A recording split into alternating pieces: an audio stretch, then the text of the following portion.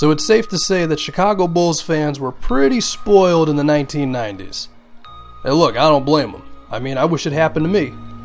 I wish the greatest player of all time was wearing my favorite team's jersey and performing jaw-dropping feats of athleticism on a nightly basis and going through some of the most iconic players in the history of this league while having a partner who is perhaps one of the NBA's best representations of athleticism and slashing and defense that this league has ever seen with Scottie Pippen. Yes, Michael Jordan and Scottie Pippen together dominated this league for essentially a decade. And with Phil Jackson and a decent supporting cast around them, they of course led the Bulls to 6 NBA championships, and it could have been more if it wasn't for Jordan's retirement. However, after MJ's iconic shot that sealed their 6th championship against the Utah Jazz, it all went downhill quick. Michael Jordan went to the Wizards to be a president of basketball ops. Scottie Pippen, who made it well known that he wanted to be traded, joined the Houston Rockets. And Phil Jackson decided to leave town and come back a year later to the Lakers. And just like that, all that championship glory, the aura of the Chicago Bulls was gone. And over the next decade, they had some decent talent. Jalen Rose, Tyson Chandler, Ron Artest before he became a mental patient. It was okay, but it never really led to much winning. That is until the 2007 and 8 drafts, where they selected Joakim Noah and Derrick Rose. Now Noah, he instilled the Bulls' philosophy of defense, hustle, intensity, and just doing anything required to win. A great center to have for the team and the city.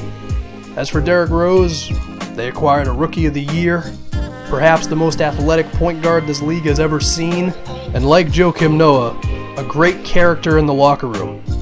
I also forgot to mention, essentially impossible to block with his acrobatic finishes, and with all that talent, still having a team-first mentality. And so now the Chicago Bulls with Noah and Rose, they had a foundation. They had something to build off of. They had something to look forward to in the future. But that being said, at that time, it was obvious they couldn't stand toe-to-toe with the best teams in the league.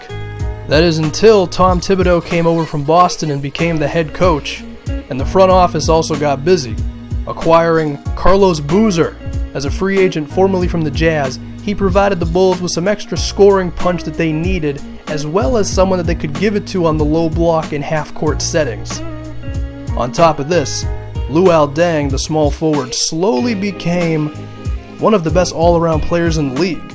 Every asset of the game Deng could contribute, and as a result, he often was among the league leaders in minutes played. Just a model of consistency, Luol Deng. But the most noticeable improvement was Derrick Rose and his jump shot. Already impossible to defend with a head of steam going towards the basket. Now you want to tell me that this kid could stop on a dime from 15 to 22 feet? And you add all that to Joakim Noah and Tom Thibodeau making the Bulls the best defensive team in the league, on top of them hitting a home run in the draft a few years prior, selecting Taj Gibson with the 30th pick overall. Noah and Gibson together, perhaps the best defensive set of bigs in the league at that time. And luckily for them, Gibson, one of the more valuable players in the league because he can contribute on the offensive side of the floor as well. And the Bulls, they ran through the league, finishing at 62 wins, the number 1 seed, and Derrick Rose winning the MVP. It seemed the Bulls were back, and they were ready to win the championship that season. Until they ran into the Miami Heat. Listen, it's not my fault that LeBron James decided to leave Cleveland and join up with Dwayne Wade in Miami.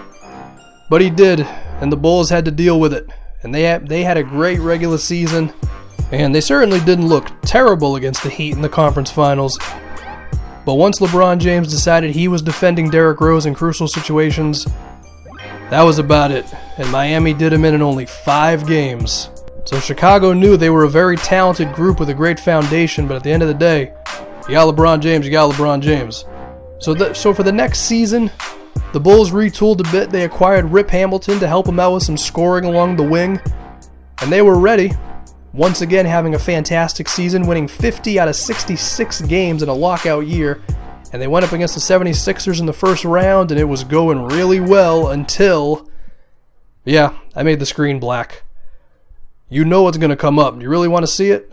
Well, there you go. The image that plagued them for the next 2 years as Derrick Rose only played a combined 10 games for the next 2 seasons.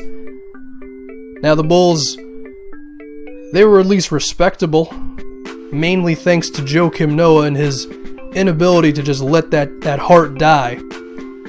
But the Bulls made some moves. They actually decided to get rid of Mr. Reliable Luol Deng. But perhaps more importantly was Thibodeau began entrusting in a young shooting guard by the name of Jimmy Butler, who showed some athleticism and some defense, but unfortunately, until Derrick Rose came back, what are you going to do? But the Bulls front office was still active, acquiring Pau Gasol in free agency, formerly from the Lakers.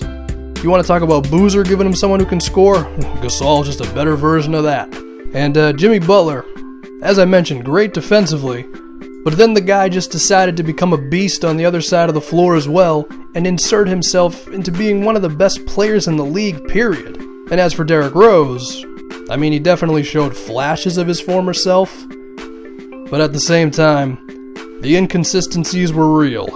And as a result, the Bulls had an okay season, once again done in by a LeBron James-led team, this time the Cleveland Cavaliers. And so the Bulls, they had to react after losing another playoff series.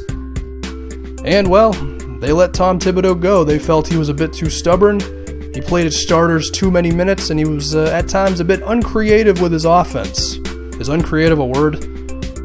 And so they decided to go with Fred Hoiberg, a fresh new face, a new voice, someone who should bring more of an active and modern-day philosophy to the Chicago Bulls, and it was obvious right away. I mean, the guy started Nikola Mirotic to open the season because he wanted to bring spacing. And, as advertised, his offense definitely featured more motion, getting more guys involved. And Derrick Rose, realizing his situation, continued to improve on his outside shooting, knowing his athleticism wasn't what it once was. And the Bulls looked good. They shot more three-pointers. They looked like a more modern-day team. But the Cavaliers were still looming, and the front office had their doubts.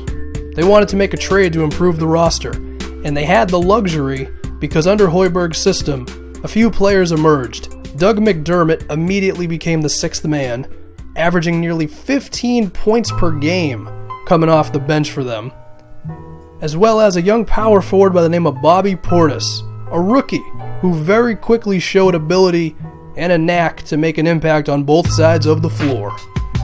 And as a result of Portis and McDermott's emergence, this made Taj Gibson expendable. But the Bulls, they wanted to make a real hit with this trade. And then Carmelo Anthony became available. He was tired of the losing in New York. He was getting up there in age. And he said, get me out of here. And he made it very obvious where he wanted to go. The one team that he almost signed to in free agency. But for the Bulls to make it happen, it became obvious that the cornerstone of the franchise, really, Joakim Noah, had to be in the move. Now, they could get Robin Lopez back from the New York Knicks, who is the same kind of player as Noah. I mean, a defensive-minded center who does justify the title, but it was a tough decision.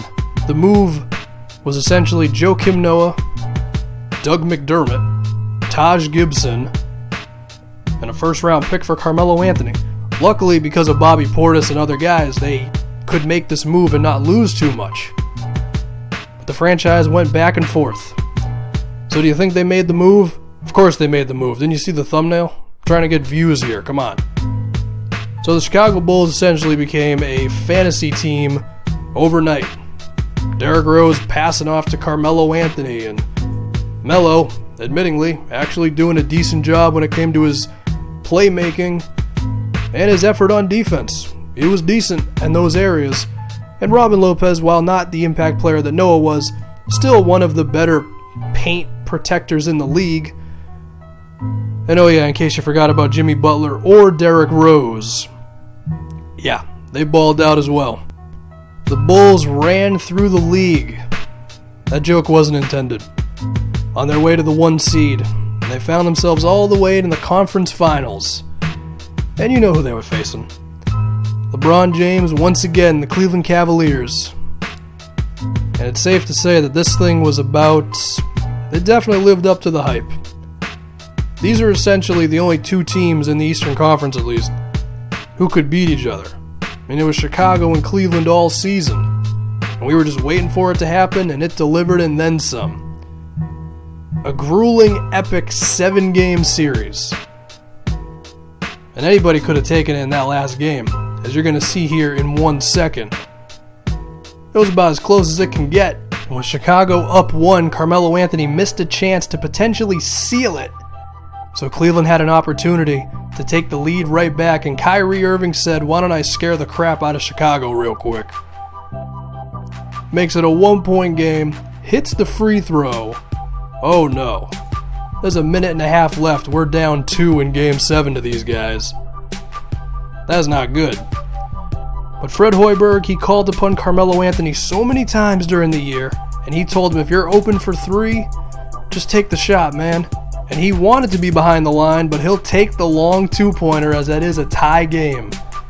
Carmelo Anthony showing his impact. I mean, he wanted to go to the Bulls to win. That's exactly what he got to do. And then Cleveland, mysteriously enough, having Kevin Love taking a fall-away 15-foot jumper. Chicago definitely dipped defensively under Fred Hoiberg and after the Melo trade, but they were still good enough. And you want to talk about a moment for Derrick Rose, giving him a 2-point lead. That's just beautiful for Derrick Rose and the city of Chicago to see him rise up and finish that playoff. Game's not over yet, though. For all we know, Bulls fans could be crying of happiness or sadness if Kyrie Irving hits that. Okay, that was pretty good. Up 2 points, 30 seconds left. A chance to dethrone LeBron James and the Cavaliers in this Eastern Conference. You gotta have Melo decided here. Robin Lopez, give me a screen, please. And, oh no, that's not good. They're gonna call an illegal screen on us. Which means Cleveland's going to decide this thing with the ball in their hands. That just makes it a little more scary, you know what I mean? So where do you think they would go on this play? I mean, you'd think LeBron James, right? Some guy inbounding the ball I've never heard of. And LeBron James passed it back off to Kyrie Irving. I don't know about that one. Unless it seems that LeBron actually wants to get something around the left block. I understand what he's trying to do now. Melo, you're going to have to play defense, and he airballed it, which makes it obvious that I had the sliders turned down. I mean, can you blame me? What kind of rebuild am I going to do if we lose? And now, so of all people, Robin Lopez can decide this thing at the free throw line. He can dictate if the Chicago Bulls go on to the NBA Finals. There it is. 4-point game, 1.7. The Bulls are Eastern Conference champions. The trade worked out. Now, as far as the NBA Finals are concerned, just think of this like the USA hockey against Russia. Like, we don't need to worry about the actual finals. What mattered was the round beforehand. And also, this video is long as hell. A great moment for Chicago, winning the championship with Carmelo Anthony. And let's get the hell up out of here.